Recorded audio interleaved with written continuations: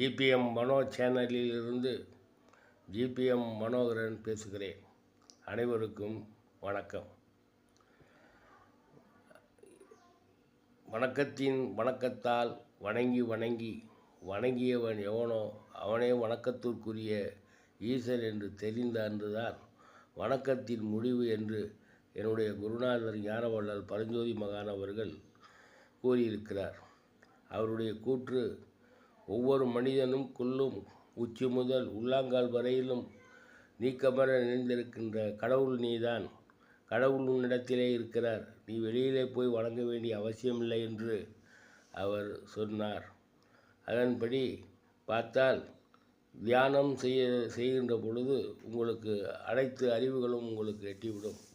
மூலாதாரம், சுவாதிஷ்டானம், மணிபூரகம், அநாகம், விசுத்தி, ஆக்கை, சகசிராரம் என்று சக்கரங்கள் உள்ளே இருக்கிறது.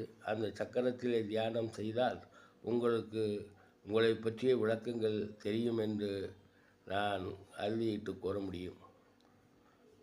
அவ்வளோதான்.